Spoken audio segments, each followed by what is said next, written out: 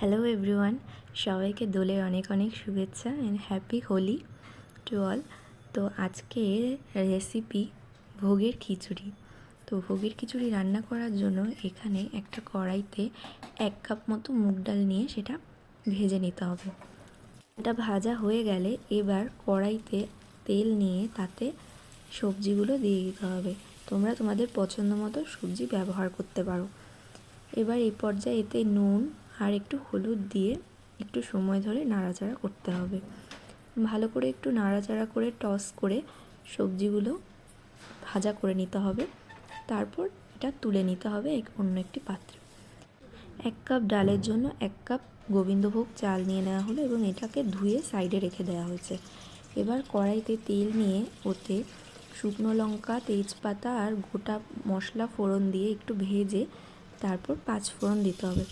আর একটু সময় নাড়াচাড়া করে তারপর ওতে ঘষে রাখা আদা দিয়ে তারপর হলুদ গুঁড়ো, জিরের গুঁড়ো, লঙ্কার গুঁড়ো দিয়ে সেগুলোকে একটু ভেজে নিতে হবে।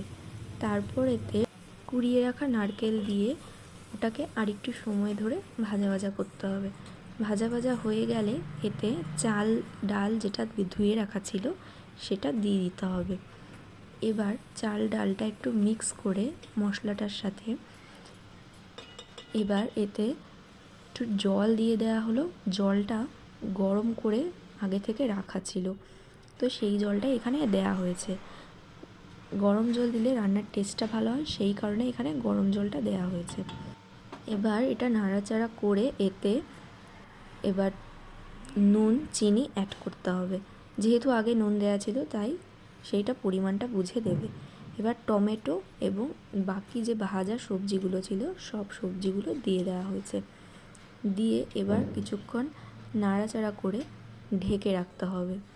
5-7 মিনিট পর ঢাকনা খুলে একটু সময় নাড়াচাড়া করতে হবে। এবার তোমরা দেখতেই পাচ্ছ খিচুড়িটা পুরো রেডি হয়ে গেছে। এবার এই পর্যায়ে এই খিচুড়িতে একটু নামানোর আগ মুহূর্তে ঘি দিয়ে দিতে হবে। তো ঘি এটা তোমরা স্কিপও করতে পারো, বাট এই খিচুড়িতে ঘিটা দিলে বেশ সুন্দর একটা গন্ধ আসে আর ফ্লেভারটাও বেশ ভালো হয়। সো ভোগের খিচুড়ি বলে কথা।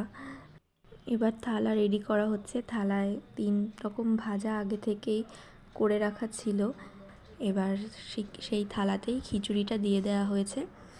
তো খিচুড়ি দেওয়া হচ্ছে, আর পায়েস হবে না তা তো নয়, তো পায়েসও করা হয়েছিল, পায়েস দেওয়া হয়েছে।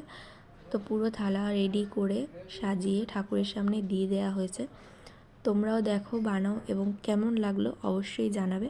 আর ভিডিওটি পছন্দ হলে অবশ্যই চ্যানেলটা সাবস্ক্রাইব করে দিও। Thank you.